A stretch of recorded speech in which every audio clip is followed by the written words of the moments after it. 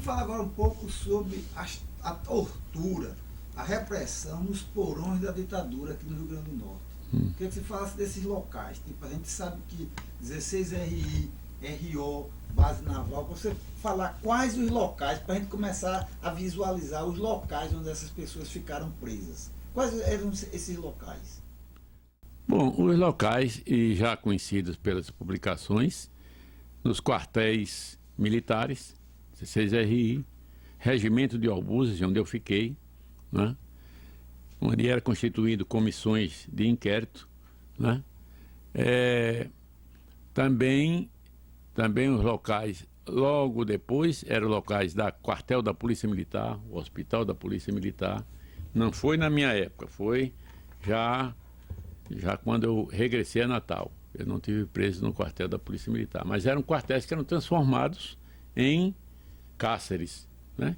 Sempre e quase sempre com supressão dos direitos, com humilhações, né? Com humilhações, tortura, né? Com torturas, né?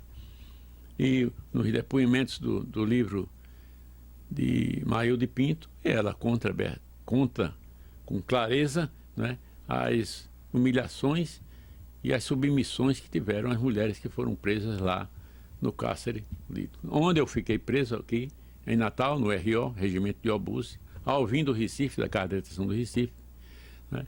Eram esses os locais, né, de repressão, de supressão de tratamento médico, né, e de humilhação, não só verbal, como humilhação, supressão de direitos a todos que tinham seus direitos sociais, né, de escrever, de ter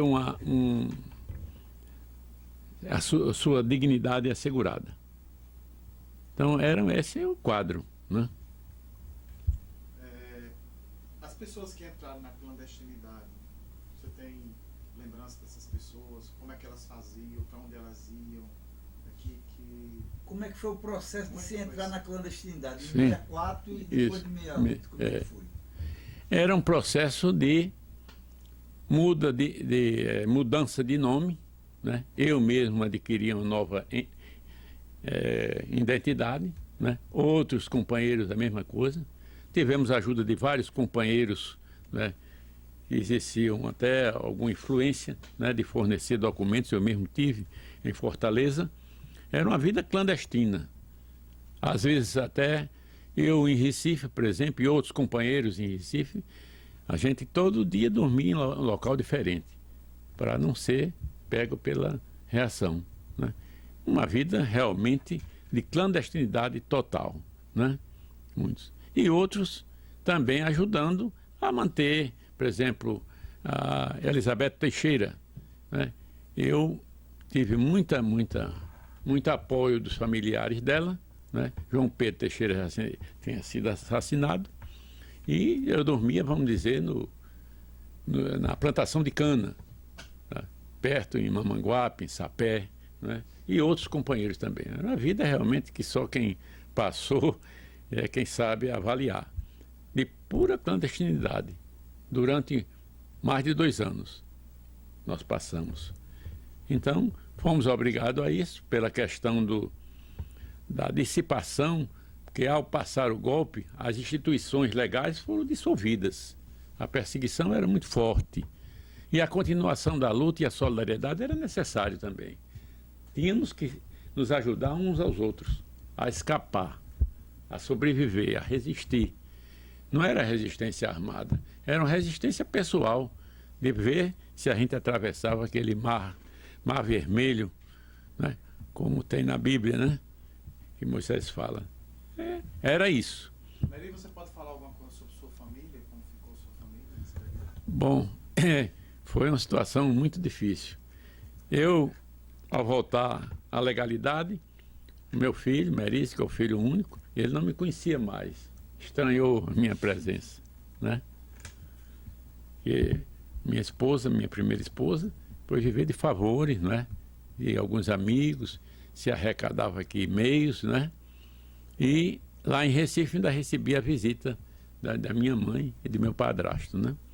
Isso já na fase de 65. na fase da Casa de Detenção do Recife. Então, foi uma ruptura muito forte dos laços familiares e dos meios de sobrevivência também, né? Que era o trivial da vida dos clandestinos e da vida política. Hoje a gente sorri, a gente brinca, a gente conversa, né? Mas porque relembrar é preciso. Eu sentia, eu não falava sobre a questão do golpe logo a sair da prisão, mas é necessário falar para testemunhar, para que não aconteça mais e para que se preserve a memória histórica. É um quadro dantesco, né? Dessa luta política. Meri, a gente tá ainda em 64.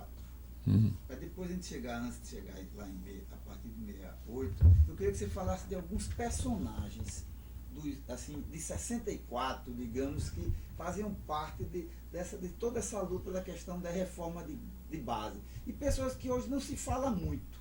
Digamos, quem eram os personagens, além dos mais conhecidos como Floriano? Quem eram essas pessoas que faziam esse trabalho de resistência e de conscientização? Floriano Bezerra, eu reputo uma das figuras mais dignas que eu já conheci. Eu conheci Floriano na fundação das Ligas Camponesas em setembro e Ligas Urbanas em setembro de 63. Até hoje eu mantenho amizade com ele. Uma figura histórica de um valor inestimável. Com Luiz Maranhão eu não tive, vamos dizer, intimidade política, né? Eu o admirava profundamente, assistia os discursos dele na Assembleia Legislativa, quando jovem, eu e outros, mas não tive essa convivência. Mas com Floriano eu tive essa convivência fraterna. Tive convivência também com os líderes da época, Evelyn Medeiros, Zé Campeiro Filho, dos bancários, né? Que ainda hoje é vivo, em Natal. Então eram os líderes realmente de um porte político importante. Alguns não fazem mais política, mas isso não desmerece o valor político e a história política que eles tiveram, né? Aqui era João Ferreira de Macedo Sobrinho, foi meu companheiro de luta. Macedão, né? Macedão, presidente do sindicato dos sapateiros, que era uma classe aguerrida, era uma classe tradicionalmente, desde o período do anarquismo, era uma força latente da luta política e ideológica. Esse foi meu companheiro, meu amigo, né? De muito tempo, de muita convivência.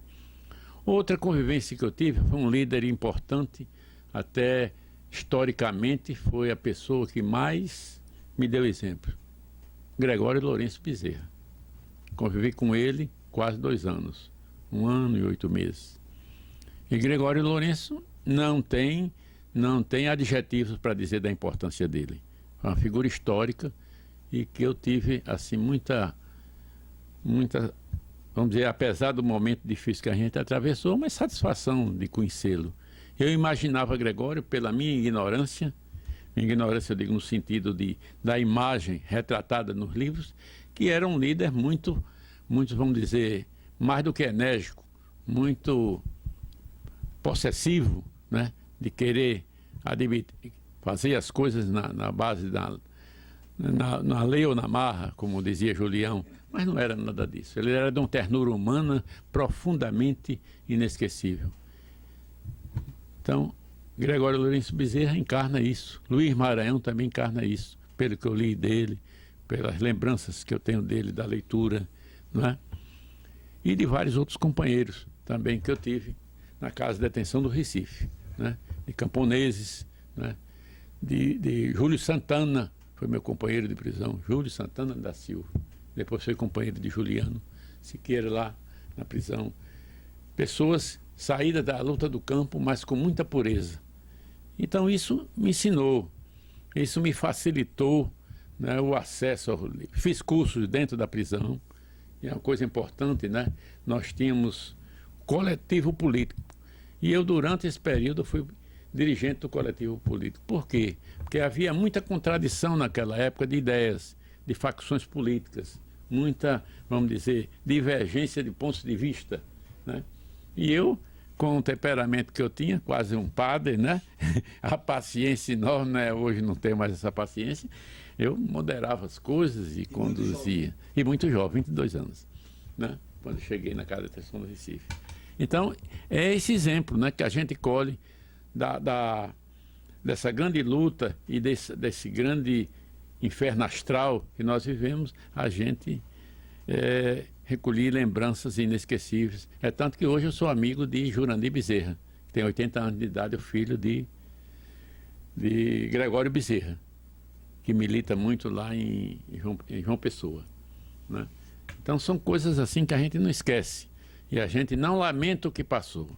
A gente lamenta apenas de que hoje nós vivemos num Estado de Direito, e esse Estado de Direito que nós temos, com alguns senões, a gente deve preservar. E preservar é não só relembrar, é procurar a verdade, não com revanchismo, mas procurar restaurar um Estado que orgulhe os nossos filhos, os nossos netos e as gerações que hão de vir.